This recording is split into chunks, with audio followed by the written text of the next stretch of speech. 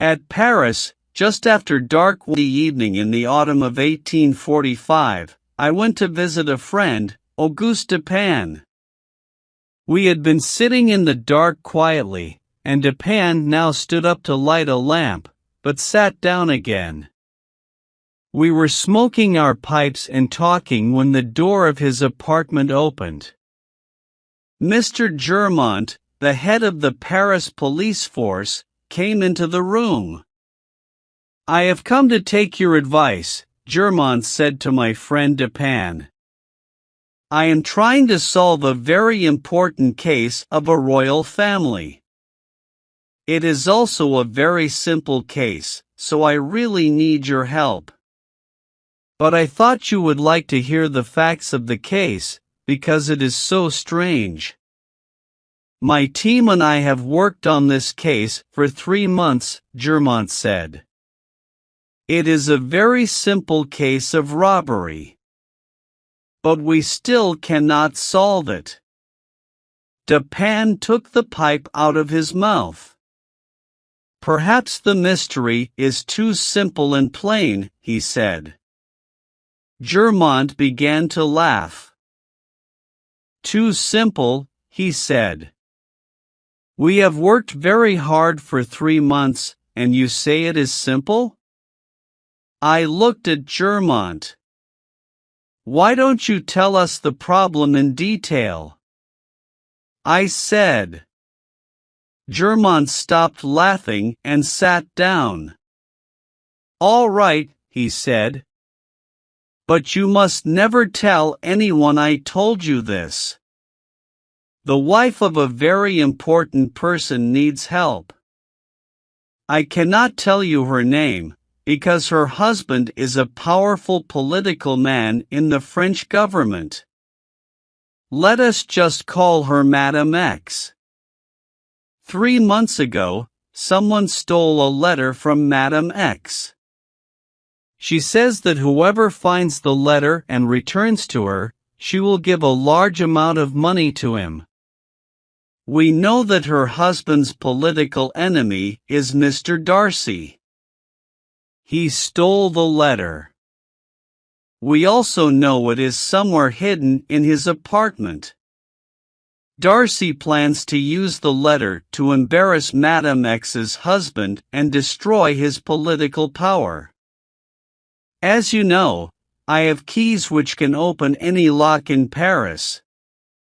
For the last 3 months, my team and I have spent every evening looking for the letter in his apartment. But we cannot find it." Dupin stopped smoking and took interest. "Tell me how you looked for it," he said. Germont moved forward in his chair closer to Dupin. "We looked everywhere for the letter," he said. "First, we examined the furniture in every room. We opened all the drawers and cupboards. We looked under the rugs. We searched behind all the paintings on the walls. We opened every book. We removed the boards of the floor.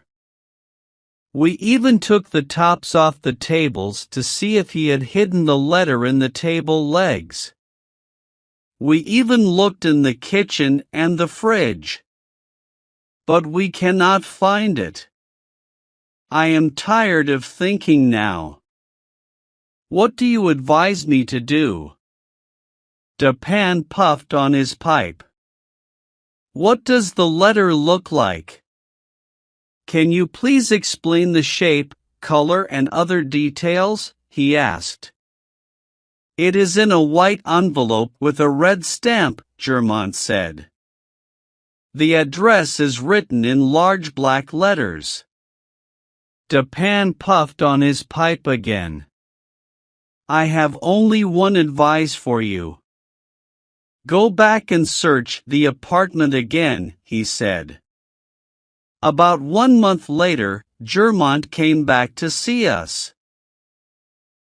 "I followed your advice," he said. "But I still have not found the letter." Madame X is getting very impatient now. She wants the letter as soon as possible. Dupin smiled. I knew you would not find it, he said. Germont became very red in the face. Then why did you make me search the apartment again? He shouted. My dear Germont, Dupin said. Let me tell you a little story. Do you remember the famous doctor, Louis Abernathy? No. Germont shouted. Get to the point, Dupin. Of course. Of course, Dupin said. Once, a rich old man met Abernathy at a party. The old man was not feeling very well. He decided he would get a medical opinion from the doctor without paying for it. So he described his problems to Abernathy. The old man wanted free advice and to save his money. Dupin continued, Now you tell me, would the doctor give free advice or not? Germont looked embarrassed. He understood that Dupin wants his share of money to solve the mystery. Then he said, Look here, Dupin. I am willing to pay for the advice if you can solve the mystery. Dupin smiled at Germont. How much money did you say the reward was? He asked. Germont sighed. I do not want to tell you the exact amount. But I would give 50,000 francs to the person who helps me find that letter. In that case, Dupin said, take out your checkbook and write me a check for 50,000 francs. When you have signed the check, I will give you the letter. Germont looked at Dupin with his mouth open. He was very shocked. He didn't understand that how Dupin solved this mystery. Then he took out his checkbook and pen, and wrote a check for 50,000 francs. He gave it to Dupin. Dupin examined the check carefully and put it in his pocket. Then he unlocked a drawer of his desk, took out the letter, and gave it to Germont. The policeman's hands shook as he opened the letter. He read it quickly. Then he put it in his pocket and ran out of the room without saying a word. Dupin, I said, as I turned to my friend. How did you solve the mystery? It was very simple, my friend, he said. Germont and his policeman could not find the letter, because they did not try to understand the mind of the man who stole it. Instead, they looked for the letter where they would have hidden it. Mr. Darcy is not a policeman. He is, however, very intelligent. He knew the police would search his apartment. He also knew how police think. So, he did not hide the letter where he knew they would look for it. Do you remember how Germont laughed when I said the mystery was difficult for him to solve because it was so simple? Dupin filled his pipe with tobacco and lit it.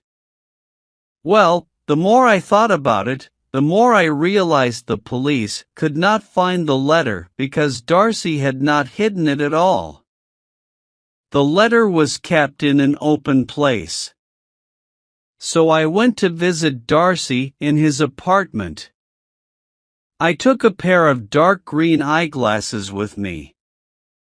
I explained to him that I was having trouble with my eyes and needed to wear the dark glasses at all times. He believed me. The glasses permitted me to look around the apartment while I seemed only to be talking to him. I paid special attention to a large desk where there were a lot of papers and books. However, I saw nothing suspicious there. After a few minutes, however, I noticed a small shelf over the fireplace. A few postcards and a letter were lying on the shelf. The letter looked very old and dirty. As soon as I saw this letter, I decided it must be the one I was looking for. It must be, even though it was completely different from the one Germont had described. This letter had a large green stamp on it. The address was written in small letters in blue ink. I memorized every detail of the letter while I talked to Darcy. Then when he was not looking, I dropped one of my gloves on the floor under my chair. I did this deliberately so that I could come again. The next morning, I stopped at his apartment to look for my glove. While we were talking, we heard people shouting in the street. Darcy went to the window and looked out. Quickly, I stepped to the shelf and put the letter in my pocket. Then I replaced it with a letter that looked exactly like it, which I had taken with me. I had made it the night before. The trouble in the street was caused by a man who had almost been run over by a horse and carriage. He was not hurt. And soon the crowd of people went away. When it was over, Darcy came away from the window. I said goodbye and left. The man who almost had an accident was one of my servants. I had paid him to create the incident. Dupin stopped talking to light his pipe. I did not understand. But, Dupin, I said, why did you go to the trouble of replacing the letter? Why not just take it and leave? Dupin smiled. Darcy is a dangerous man, he said. And he has many loyal servants. If I had taken the letter, I might never have left his apartment alive.